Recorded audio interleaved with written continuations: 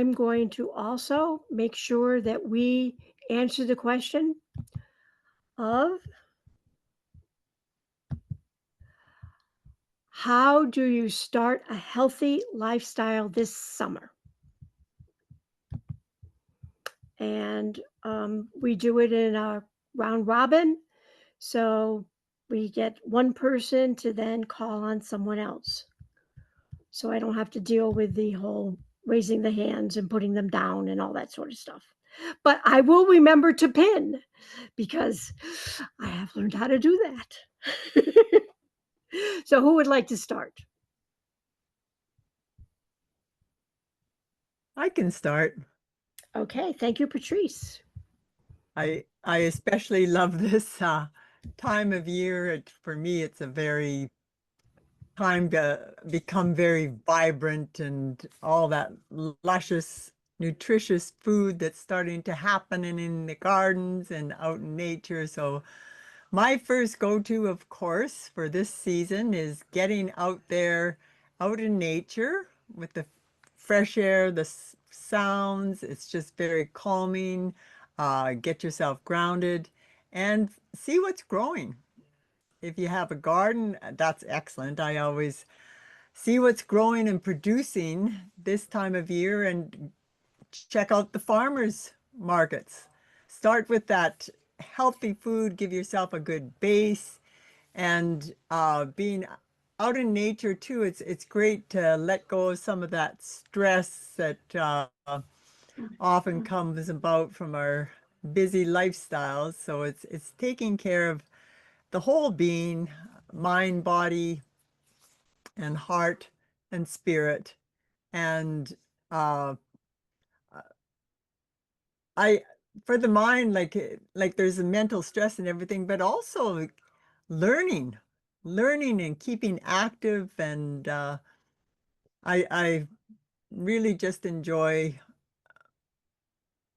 having learning new things. And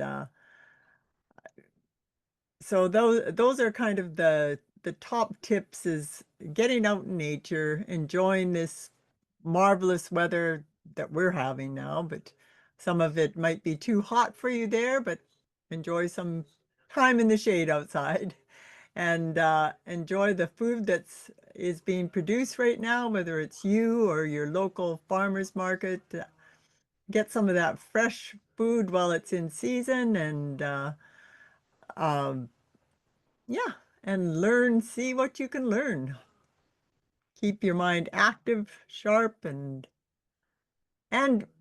I also know like I live up north, more up north, and winters you're closed in more and everything. So summers you're out and about and it's great for getting out and connecting with people, potlucks and barbecues and what have you. So enjoy your summer season. And I will pass it over to Alexi. Well, thank you, Patrice. For me, all year round, but especially like you said in the summer, because people are more out, spread a little joy to other people that you meet, because everybody's fighting some kind of story, whether it's loss or grief or trauma. So as you're walking down the street, offer a smile to a stranger, give them a compliment. When I hold the door open for somebody, if it's an older person, I say, "Is that age before beauty?" It makes them laugh. If it's a younger person, I'll say, "Is your mother still alive?" And most times they say yes. And so I reply, "Tell your mother she's done a good job." So they laugh and their mother will be proud of their son. Be really more personal when you interact with people. Don't just say thanks, thank you. And if possible, when you're at the cashier, at the grocery store, at the bank teller, ask them what their name is. "Thank you, Mary, for your services today. Thank you, Mary. I hope you have a good day." And then also, don't saying have a good day is so vanilla. What does that mean? Don't fart in public or don't spill your coffee. So have a good day, add a little personal note to it. I hope somebody brings a smile to your face and joy in your heart. Or I hope you share a beautiful story with somebody. Or I hope you can do something kind for someone so they smile. So there's all sorts of little things you can do just to add a little bit of joy and laughter to people's lives because everybody needs it. And don't forget to always call the person by their name because we like to hear the sound of our name. Send a card to somebody you have not talked to for a while, a physical card, not an e-card, because we all love to get something in the mail, or buy flowers for a neighbor, or take a homeless person, buy them lunch, or somebody who's lost a loved one out for dinner as well. So all sorts of things just to spread a little joy. It makes such a big difference in people's mental and emotional well-being. And that's all. So I will pass it on to Mary. Thank you, Lexi. For me, getting started being healthy in the summertime, gardening uses different muscles. You're bending and stretching and lifting and carrying, and you have to be careful at the beginning. I have to be careful at the beginning because it uses different muscles. And yeah, I hear it from my husband too, like your shoulders are sore, and just remember to take it easy at the beginning if you're not used to being so physically active. And pretty soon, if you do active gardening, you'll feel much better, and it'll feel wonderful to be in the garden. But it's important to take it easy at the beginning and watch where you walk. Like I was carrying something and there was a tripping hazard in our yard and I forgot about it. I was concerned about my husband tripping, and I was the one that ended up tripping, and I fell and broke my wrist. So that set me back quite a bit. So making sure that, pathways are clear, or, that there aren't tripping hazards in the garden. And I see Elizabeth nodding, because you want to prevent accidents. You don't want to get hurt, and then you won't be gardening at all. You'll be watching someone else do the gardening. And if you don't have a garden, find someone that does and offer to help in exchange for some of the produce. We love sharing our produce. We've given strawberries to a couple of neighbors, and I got to take a bowl of strawberries to a potluck dinner this week. So there's a lot of different kinds of rewards from gardening, but you do have to watch it physically and be careful. That's my hint. Terry, you're next. Thank you, Mary. As far as getting healthy in the summer, when I think of that, the first thing I like to do is just to say, make the intention, state the intention that you want to be healthier, right? And then decide, okay, what activities does that entail? So, for example, something that's super easy to do is grounding. Get outside, take your shoes and your socks off, and just be present, right? And just feel the ground and be aware of your surroundings. Listen to the birds, look at all the various colors in your environment, and just really pay attention to nature because it is quite beautiful. So that would be one thing. And again, going to farmers markets, looking at all the different vendors and what they're selling. It's such a wonderful activity. Plus, it's a social activity. um, Going out for some tea with somebody perhaps in the early morning. I recently just did this, and after we had our tea, we went and took a nice long walk, and then we did some grounding. And she said afterwards, "Can we do that again?" So, this is how powerful it is when you include other people into that. So, that's what I would recommend to get started. Okay, and we haven't heard yet from Elizabeth.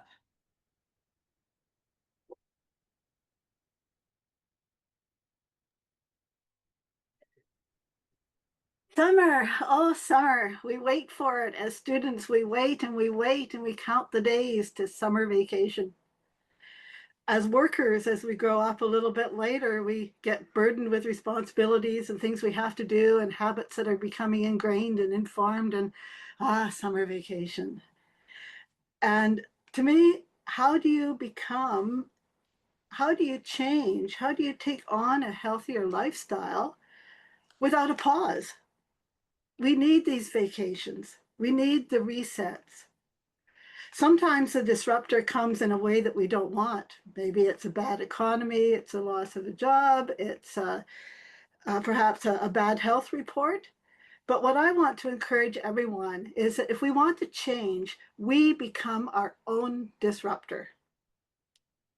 We know what is bugging us. Sometimes what's bugging us is what we complain the most about with someone else because we're actually reflecting ourselves. But become a disruptor. And for that habit, sit there and think, okay, I'm going to take a mini vacation from that habit. And when that habit raises its head, just sit back and say, I'm going to pause this for half an hour. And I'm going to take control of this habit. Because if I want to after that half hour, then no guilt, go ahead. But if that habit passed over, or if you're watching what thoughts that brings up, it'll give you that revelation on what you need to do, perhaps change into a healthier lifestyle. So that's my advice. Have a mini vacation.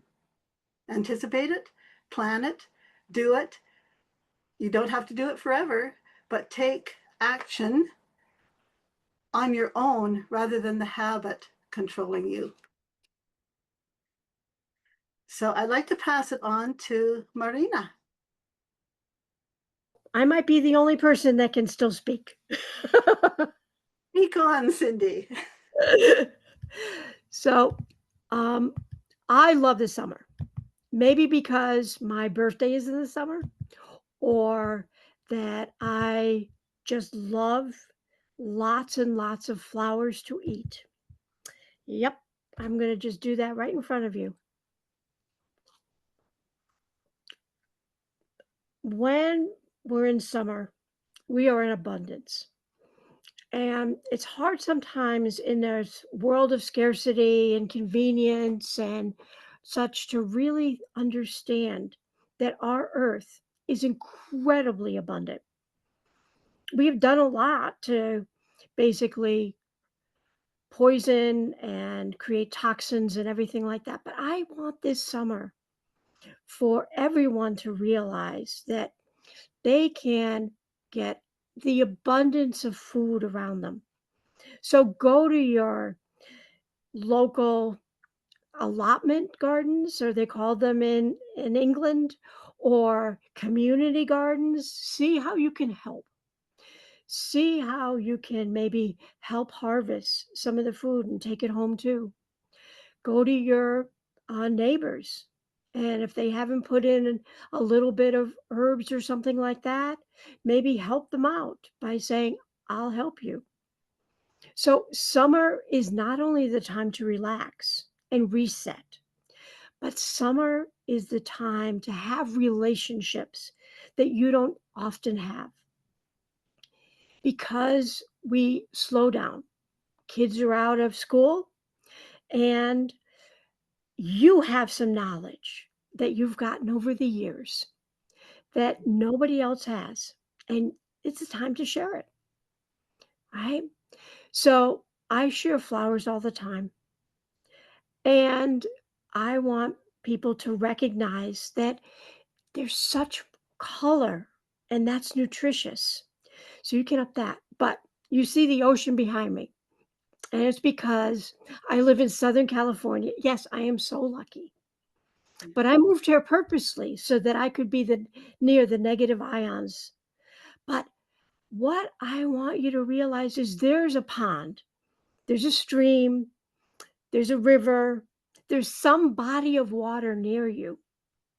And what time of year is it better? Now, if you're ice fisherman, I get it. You want to go onto your lake during the winter. But for a lot of us, the time of year to really enjoy water and being in water, being by the water, being on the water is the summer. So take that into consideration. Add that into, maybe your weekend. Maybe you can get a little extra time on Friday, right? Whatever your schedule permits. But you have the ability to make the changes last throughout the year. But you don't have to do all the tips that you heard, which were fantastic. But pick the ones that make sense to you that you can incorporate and change your habits for the entire year and use summer as a testing ground to see what'll stick and what won't. So enjoy your summer, smile, and create relationships that are going to last.